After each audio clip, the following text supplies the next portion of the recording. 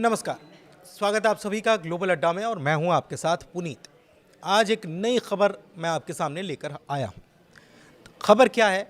खबर यह है कि तुर्की तन गया है।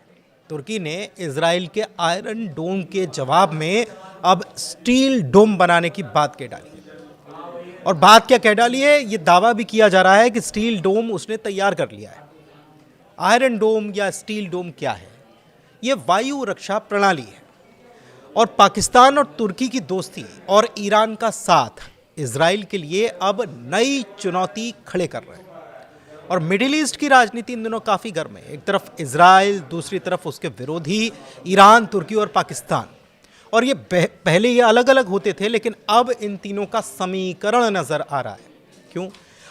और क्यों के बाद फिर सवाल ये भी कि क्या तुर्की, जो खुद को मुस्लिम देशों का बड़ा भाई मानता है, इजराइल से टकराव की राह पर क्या वो निकल चुका है?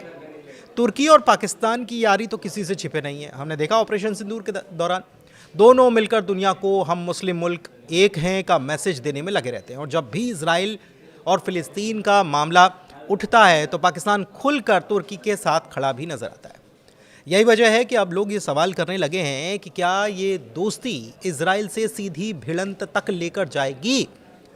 ईरान तुर्की का साथ और इजराइल से दुश्मनी, इजराइल का झगड़ा केवल फिलिस्तीन तक सीमित नहीं है, बल्कि ईरान से उसका सालों पुराना बैर ही हम जानते हैं। और अब जब तुर्की ईरान के साथ खड़ा नजर आ रहा है तो इजराइल के लिए मुश्किलें और बढ़ गई हैं।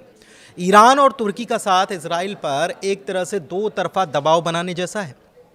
इजराइल का आयरन डोम बनाम तुर्की का स्टील डोम जो है वो भी एक सवाल खड़े कर रहा है। इजराइल ने अपने आयरन डोम सिस्टम के लिए पूरी दुनिया में ख्याति प्राप्त कर रखी है। ये मिसाइल डिफेंस सिस्टम है, दुश्मन के रॉकेट्स को हवा में ही उड़ा देता है। और ये हमने देखा कि इजराइल की रक्षा में बहुत कारगर रहा है, कामयाब रहा है। लेकिन अब तुर्की ने भी इसी तर्ज पर अपना स्टील डोम बनाने का दावा कर दिया है। एक बात और है कि अमेरिका अब गोल्डन डोम बनाने की भी बात कर रहा था कि हम गोल्डन डोम डेवलप करेंगे। खैर, अभी तो हम बात तुर्की की कर रहे हैं और इसराइल की कर रहे हैं। तो इसराइल का आयरन डोम है और स्टील डोम बनाने का दावा कर दिया है तुर्की ने। कहा यह जा रहा है कि इसराइली आयरन डोम का ही ये जवाब है, ताकि अगर हालात बिगड़े तो इसराइल की मिसाइलें तुर्की की ज़मीन तक न पहुंच पाए। ऐसे में सवाल यह है कि क्या जंग की नौबत आ जाएगी? दरअसल तुर्की और इसराइल के बीच तनातनी कोई नई बात तो नहीं है, लेकिन हर बार हालात जो बिगड़ते हैं उससे ज़्यादा इस बार गर्म नज़र आ रहे हैं। फिलिस्तीन के मसले पर तुर्की अब खुलकर बोल रहा है और इसराइल को लगातार धमकियां दी जा रही हैं। उधर पाकिस्तान और ईरान का साथ उसे और हवा भी देने का काम कर रहा है।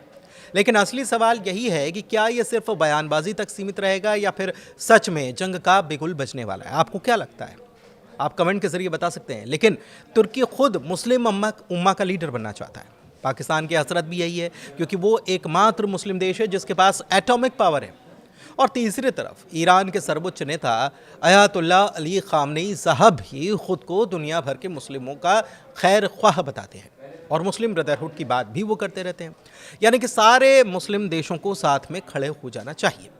यानी कि तीनों मुल्क, पाकिस्तान, तुर्की और ईरान, सबके अपने अपने सपने हैं।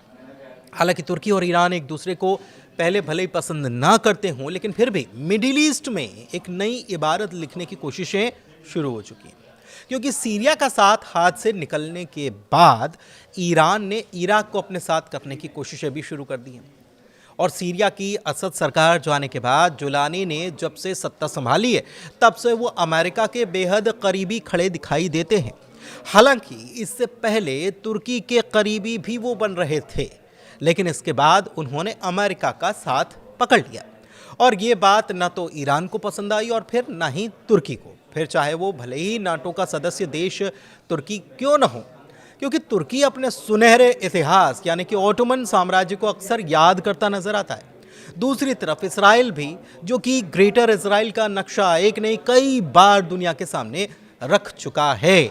और इस नक्शे में कई मुस्लिम देश जैसे कि जॉर्डन, इराक, मिस्र और सीरिया का भी एक बड़ा हिस्सा दिखाया जाता है। तो ऐसे में कई सारे सवाल खड़े हो रहे हैं, लेकिन एक नई इबारत लिखने की कोशिशों की हवा तो यहां तक महसूस हो रही है। आपको क्या लगता है? कमेंट के जरिए बताइएगा। फिलहाल बहुत धन्यवाद।